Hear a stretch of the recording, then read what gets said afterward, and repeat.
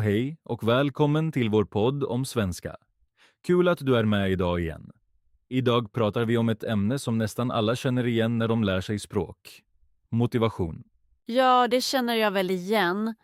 Ibland pluggar jag jättemycket och sedan kommer en period då jag inte gör något alls. Precis. Och det händer nästan alla. Du börjar motiverad, du studerar varje dag. Och sedan händer livet, du är trött, du har ingen tid, du tänker, imorgon börjar jag igen. Och imorgon blir en vecka och en vecka blir en månad. Precis.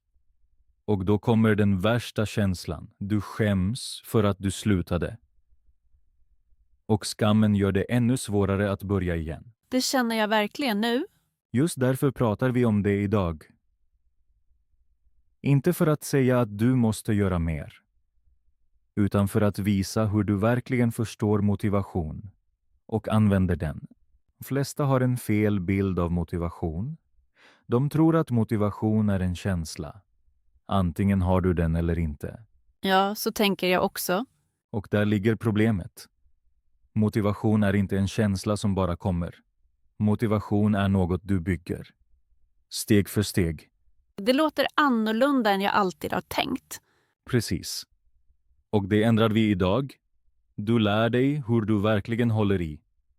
Inte för att du är motiverad varje dag, utan för att du vet hur du går vidare även när du inte är det.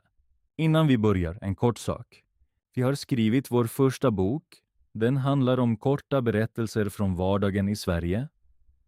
Roliga, typiska situationer som du säkert känner igen eller snart själv kommer att uppleva. Precis som här lär du dig där hur människor verkligen pratar. Enkelt, tydligt och naturligt. Länken finns i kommentarerna. När du köper boken stöttar du podden och hjälper oss skapa mer innehåll. Nu kör vi! Idag handlar det inte om ifall du är motiverad. Det handlar om vad du gör när du inte är det. Jag är nyfiken. Perfekt. Då går vi till första kapitlet. Bra, då kör vi nu. Jag vill börja med en viktig fråga. Varför lär du dig egentligen svenska? Jag lär mig svenska för att jag bor i Sverige och vill prata. Mycket bra. Och det är en riktig orsak. Men jag frågar dig ännu djupare. Vad exakt vill du kunna? Vad ska förändras? Jag vill prata med mina grannar. Jag vill förstå vad läkaren säger. Jag vill inte längre känna mig hjälplös. Perfekt. Det är riktiga skäl, och just dessa skäl är viktiga. De är inte abstrakta. De är konkreta. Många säger, jag vill lära mig svenska. Men det är för vagt. Din hjärna vet inte vart den ska gå. Så jag måste vara mer exakt. Precis. Tänk dig att du sitter i en bil. Du vet att du vill köra, men du har inget mål inlagt. Vart kör du då? Ingenstans eller bara runt i cirklar. Precis. Så känns lärande utan tydligt mål. Du pluggar lite här. Lite där. Men det går inte framåt. Det känner jag igen mycket väl. Därför är ju första steget till äkta motivation enkelt. Du ger ditt lärande ett mål. Inte jag vill lära mig svenska. Utan jag vill kunna föra ett riktigt samtal om 3 månader. Det låter mycket mer konkret. Precis. Och nu kommer det viktiga. Målet måste beröra dig känslomässigt. Det måste kännas viktigt. Alltså inte ett mål för andra, utan för mig. Precis. Inte för att din chef vill det. Inte för att alla andra gör det. Utan för att det gör ditt liv bättre. Jag ger dig ett exempel.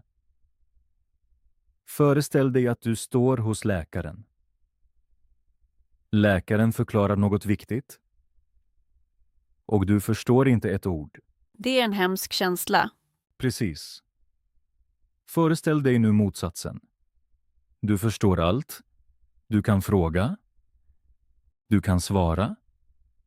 Du går ut och vet vad du ska göra. Det vore en otrolig känsla. Exakt, det är ditt mål. Inte att lära dig grammatik, utan att nå den känslan. När du minns den känslan i svaga stunder får du ny motivation. Det är ett helt annat synsätt. Precis. Motivation kommer inte från en studieplan. Motivation kommer från ditt varför. Och nu gör vi en liten övning. Säg det högt med oss. Säg: jag lär mig svenska för att det gör mitt liv bättre. Jag lär mig svenska för att det gör mitt liv bättre. En gång till. Jag lär mig svenska för att det gör mitt liv bättre. Mycket bra. Märker du hur meningen låter annorlunda än bara jag lär mig svenska? Ja, den låter äkta, starkare. Precis. Och det är första steget. Känn ditt varför. I nästa kapitel ser vi varför motivationen försvinner gång på gång och vad du kan göra åt det. Det intresserar mig mycket för jag tappar den verkligen ofta. Då går vi vidare. Bra, då kommer vi nu till den svåraste delen. Varför försvinner motivation så snabbt? Och vad kan du göra åt det? Ja, precis det undrar jag. Och jag startar alltid motiverad. Men efter några veckor är den borta. Och det är helt normalt. Det är inget tecken på att du är svag. Det är biologi. Biologi? Ja. Din hjärna älskar nytt. I början är allt nytt. Nya ord, nya meningar, nya framsteg. Din hjärna producerar bra känslor. Det motiverar dig. Ja, det känner jag. I början är det verkligen roligt. Precis. Men sedan vänjer sig hjärnan. Det nya är inte längre nytt. De goda känslorna blir färre. Och då känns lärandet som arbete. Och då slutar jag. Precis. Och det är stunden som nästan alla missförstår. De tänker: jag har ingen motivation längre. Alltså ska jag sluta. Men det stämmer inte. Nej. Den stunden är inget tecken på att sluta. Den visar att du växer. Att du har lämnat din komfortzon. Det låter helt annorlunda än jag alltid har sett det. Precis. Och nu kommer den viktigaste regeln. Du väntar inte på motivation. Du skapar struktur. Vad menar du med struktur? Struktur betyder att du inte bestämmer varje gång om du ska plugga. Du har en fast tid. En fast plats. En fast rutin. Så som ett möte med mig själv. Perfekt. Precis så. Du bokar inte tid hos tandläkaren och säger sen: jag har ingen lust. Du går bara. Det är en bra bild. Precis, och du gör likadant med svenskan. Du pluggar inte när du är motiverad. Du pluggar för att det är din rutin. Och nu kommer en mycket viktig punkt. Hur länge pluggar du? Jag försöker alltid plugga väldigt länge. Och sen är jag helt slut och gör inget mer. Just det är felet. Många tror att mer är bättre. Men det stämmer inte. Korta regelbundna pass är mycket bättre än långa, oregelbundna. Så hellre lite varje dag än mycket en gång i veckan. Precis. För hjärnan lär sig genom upprepning, inte genom mängd. Föreställ dig att du vill bygga en muskel. Du tränar flera timmar en gång i månaden. Vad händer? Inget. Eller ännu värre skador. Precis. Och med lärande är det samma sak. Små regelbundna pass bygger riktiga färdigheter. Säg: jag pluggar lite varje dag. Det räcker. Jag pluggar lite varje dag. Det räcker. En gång till. Jag pluggar lite varje dag. Det räcker. Mycket bra. Och det är ingen ursäkt. Det är den effektivaste metoden. I nästa kapitel tittar vi på vad du gör när du verkligen inte har lust. Inte bara lite låg motivation, utan ingen alls. Och det känner jag igen. Ibland vill jag verkligen inte göra något alls. Precis det tar vi upp härnäst. Nu pratar vi om det svåraste ögonblicket. Du har verkligen ingen lust. Inte ett dugg. Du öppnar laptopen och vill stänga den direkt. Ja, det känner jag mycket väl. Det finns dagar då allt känns tungt. Och det är okej. Det är mänskligt. Sådana dagar finns för alla.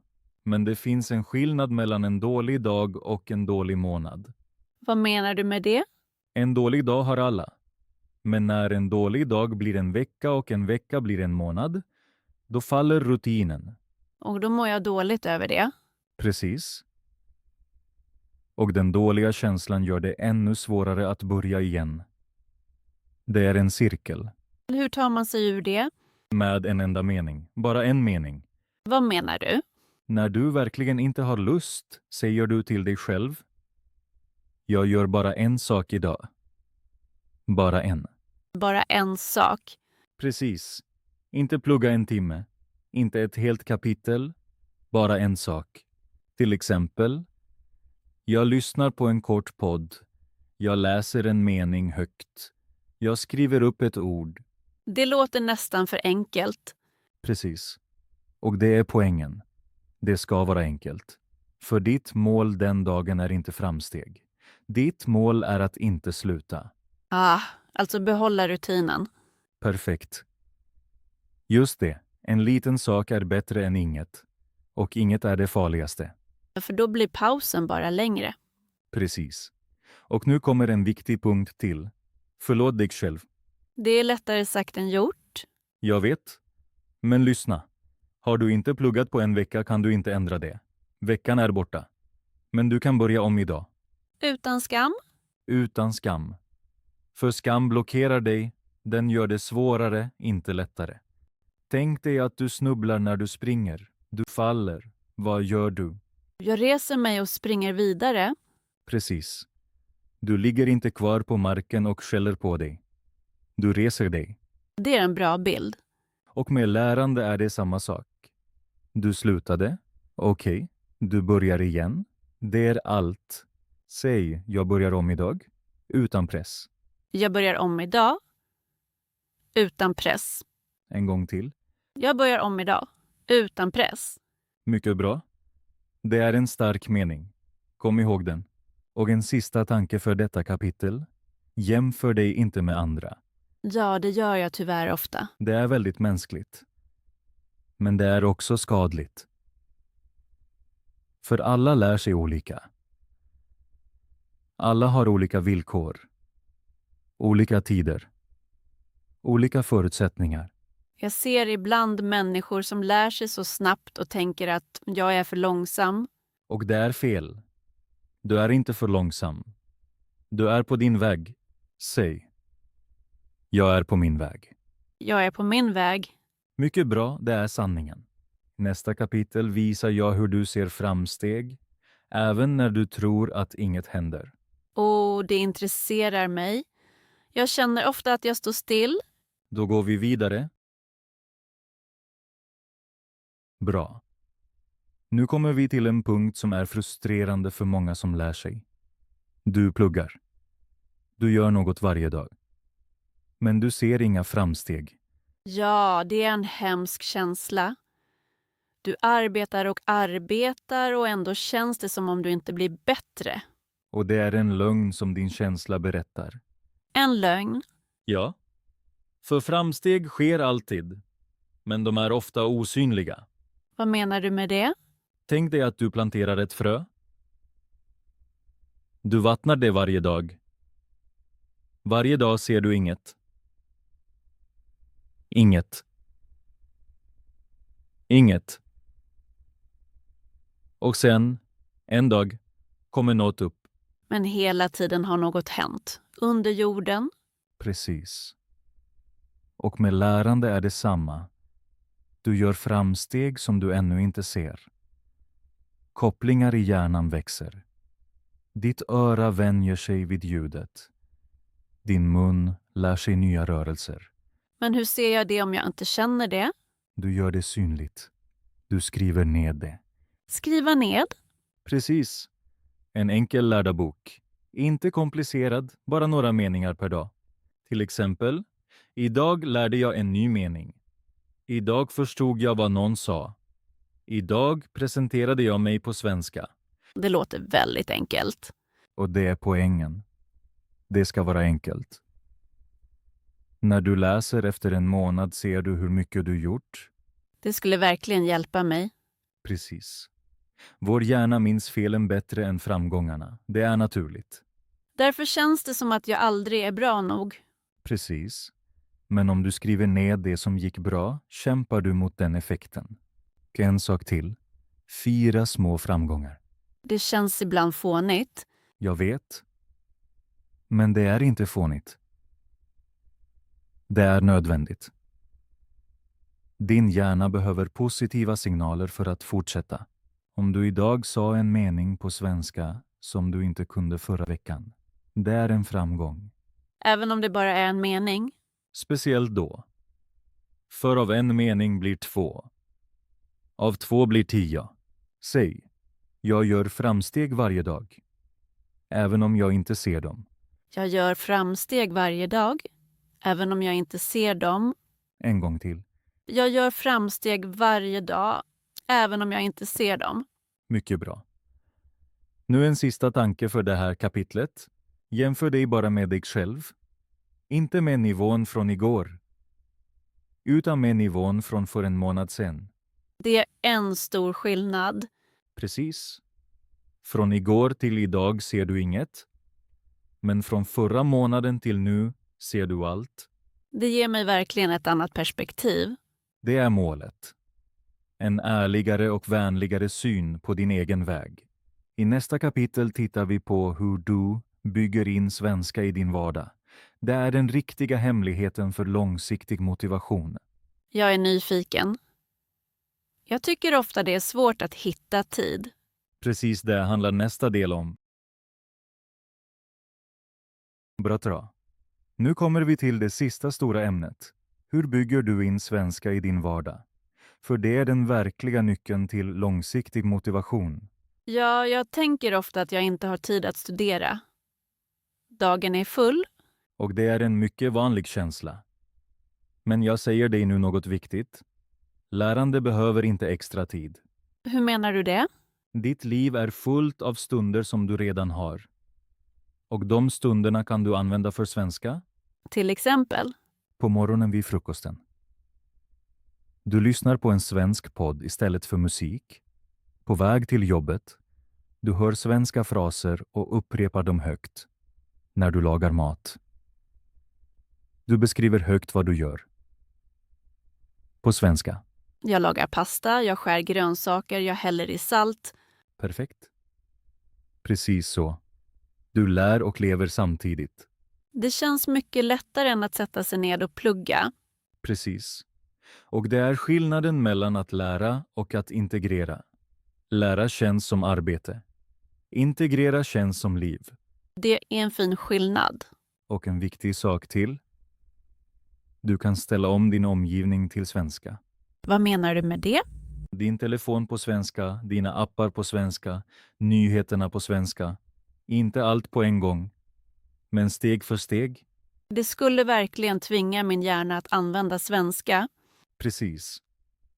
För om du inte bara lär dig svenska utan lever, den blir den en del av dig. Och då behöver du ingen extra motivation längre. Den bara finns. Det är egentligen målet, eller hur? Att svenska känns naturligt. Perfekt sagt. Just det är målet. Inte lära svenska, leva svenska. Nu kommer ett tips som många underskattar. Hitta någon att prata med. Men vad om jag inte känner någon som pratar svenska? Då söker du aktivt. Det finns språkpartners på internet. Det finns lokala grupper. Det finns människor i din stad som också lär sig. Och om jag är för nervös? Då börjar du med små samtal. Hos bagaren. I mataffären. Med grannen. God morgon, hur mår du? Vädret är fint idag. Perfekt. Det är äkta kontakt. Och äkta kontakt ger dig äkta motivation.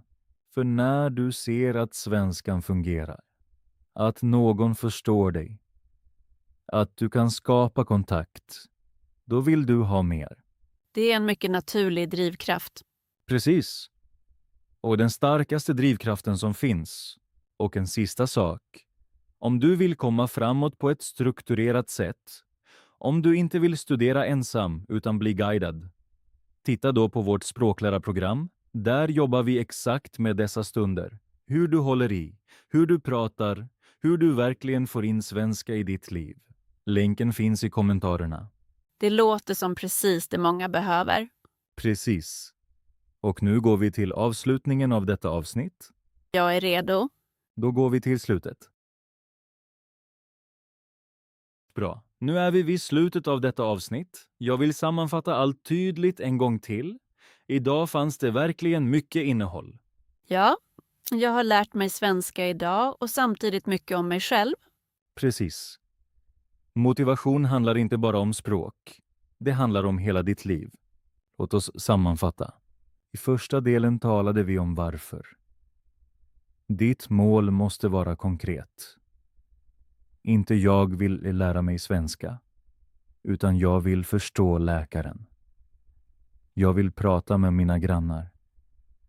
Jag vill inte längre känna mig hjälplös. Att känna sitt riktiga varför gör en enorm skillnad. Precis. Sen pratade vi om varför motivationen försvinner gång på gång.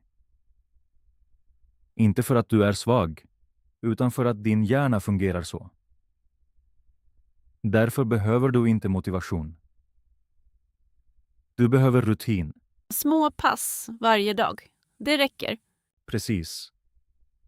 Sedan talade vi om de svåra dagarna. Dagarna när du verkligen inte har lust. Svaret är enkelt. Bara en sak. Bara en. Och förlåt dig själv. Utan skam, börja bara om. Perfekt. Sedan talade vi om hur du gör framsteg synliga. För de sker alltid. Även när du inte ser dem. Skriv upp vad du har gjort. 4 små framgångar. Jämför dig bara med dig själv. Det var en viktig punkt för mig. Och till sist såg vi hur du bygger in svenska i din vardag. Inte som en extra uppgift, utan som en del av ditt liv. Vid frukosten, vid matlagningen, på väg till jobbet. Inte bara lära svenska, leva svenska. Perfekt, just det. Nu kommer din uppgift, för dig och för alla som lyssnar. Okej, jag är redo. Ta en stund idag. Tänk på ditt riktiga varför.